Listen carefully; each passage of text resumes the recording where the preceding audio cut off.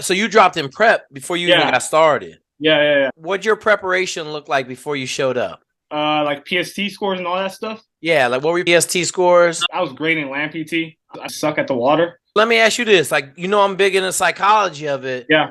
What made you think you were going to be able to go to SEAL training and you sucked in the water? That was the whole purpose. That was the whole mantra behind it. Since I'm like just scared, petrified of drowning. I'm scared of the water. I suck at it. I figured to quite put it simply, it'd be a good challenge. And I guess mentally I wasn't ready. And as far as water confidence, I wasn't ready either. So how old were you? I turned 26 when I shipped out. So you weren't a young person? No.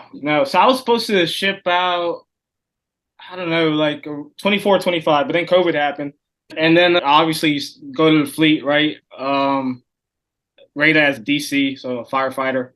And then because of the vaccine mandates, they were kicking people out if you didn't take the vaccine. So I was one of those people. So I decided not to take the vaccine. So got an early discharge on my contract. So really only put in about 2 years in the Navy. Okay. And what are you doing now? Right now, I work at a small IT company, just as an IT support, just something small. Before I was doing sales and marketing, but I wanted to switch over towards cybersecurity. So after I got out of the military, I utilized some of the benefits that I got. I don't know if you've heard of vet tech.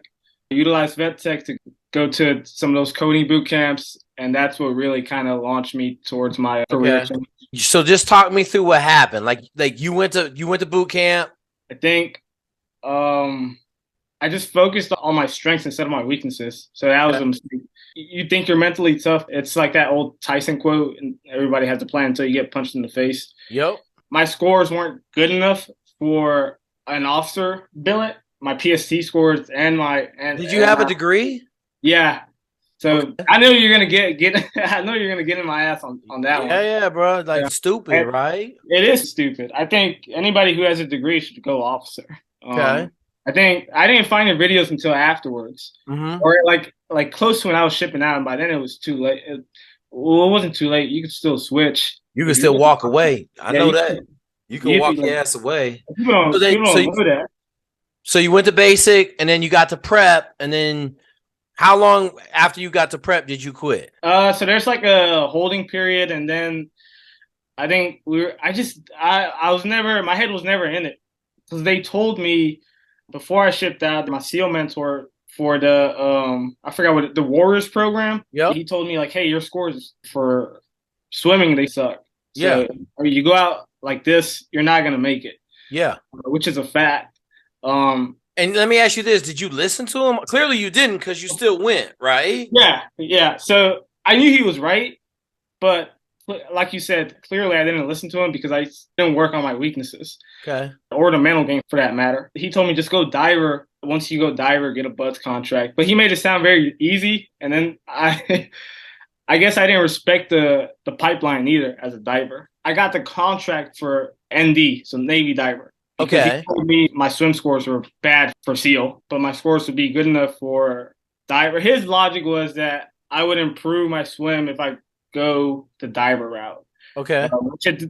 Really, it doesn't matter. If you suck at swimming, you suck at swimming. Yeah, if you don't learn how to swim, you're not going to be successful. Exactly. So for any of those pipelines, swim has to be on point. Your water confidence, that's a big one. Your water confidence has to be on point. It's not I watch a lot of those Stu Smith podcasts, and he talks about how that Warriors program just creates PST monsters. And that's like you said it yourself. You see a lot of people, some of the best PST scores, and they're the first ones to quit. Yep. And yeah, I saw some of that too. You see some studs out there that don't make it, and you're just like, what the fuck? Shit, don't make it. Don't like. I mean, I tell people, man, I saw dudes in the first 3 days. Like we running, you had to run that little class up run. We had to do in our class run a 23-minute 4 mile, right? Yeah. And they made him fail the first time run, and he quit on the spot. Yeah. like just fell apart, started crying, and just fucking walked away and quit. Yeah. I didn't fail. I just remember he was yelling, I didn't fail. And they were like, you failed. And then he just started crying. He walked away and quit. I'm like, take the L. I took the L. My head just wasn't in it. I never wanted to be a diver. I just listened to my SEAL mentor because I thought, and it's not, I'm not putting any blame on him. It's all, I take full responsibility. Um, but I don't know. I wasn't even happy when I got my diver's contract. I was like, okay, whatever. I was mainly focused on trying to be a SEAL. The thing is that you're planning ahead and you're not focusing on what you have to focus on each day. And the Navy diver program is hard as shit. It is, yeah. It has probably a 50-60% attrition rate. Yeah, if not I more. think, like when I got there, they started adding an actual prep program. Because before they called it prep, but it's actually like 5 weeks of selection. I think that summer when I dropped that, like 2 weeks after they came out with the whole process of what you do in each evolution. And I think one of the evolutions that gets people is over under. Yeah. What you really have to focus on is water confidence. That's the number one thing. And learn how to swim. You don't have to be the fastest swimmer. You just have to be competent. You were in prep for ND, and then what happened? What got you to quit? I just knew, like, I know I don't want to do this, and it hasn't even started. So I'm just like, I'm not gonna waste my time. I thought I'd be able to, because if you do drop in the first of the month, you get better jobs. And if you don't, you get shit jobs. Yep. And I knew I wanted to go IT, so I figured like, I don't want to be a diver.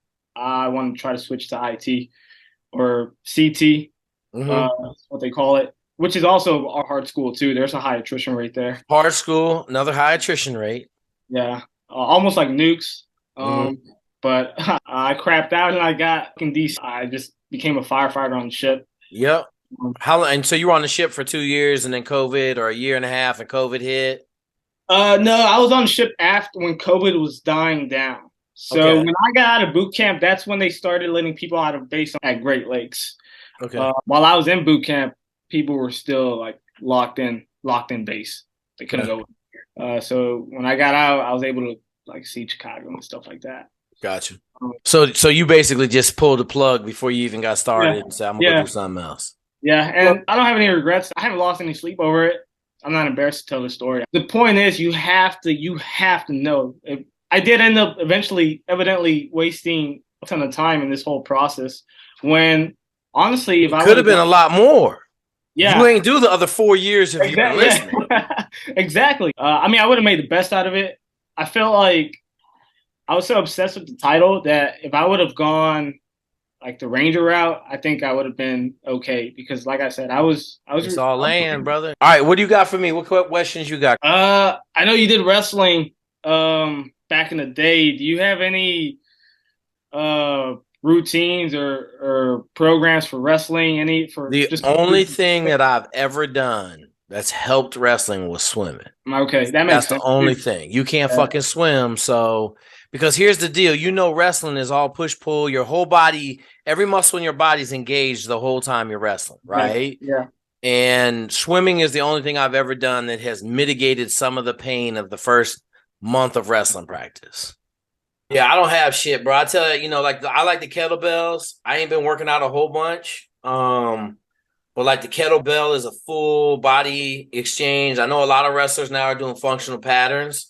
Right? Mm-hmm. Functional movement, functional patterns, which is a lot of band work, twisting, moving, shooting, and then swimming, but you can't swim. So, well, I'd be willing, since there's no like deadline or pressure to learn how to swim. I have no problem going back into the pool. Yeah. Like swimming is one of the best ones for you.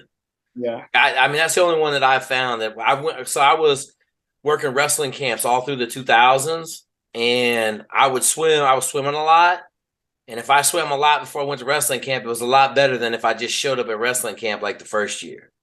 What's the distance? Like, how long were the sessions, or did you even swimming? Yeah, I swim the same thing every 10 100s for the most part. 10 100s. I also want to improve the technique as well. I don't want to just get outside. I sent you the PDF. You got intervals in there. Start at 25 intervals and work your way up. I got a guy that started at 15 intervals, swimming halfway across the pool, hang on to the lane line, swim the other half. He couldn't swim across the pool when he started swimming. What about treading? Don't worry about it. No? Okay. All right. Just learn how to swim, man. I tell everybody, there's one thing that you better know how to do, and that's swim. Yeah. If you fall into the water, you don't know how to swim, you're gonna drown.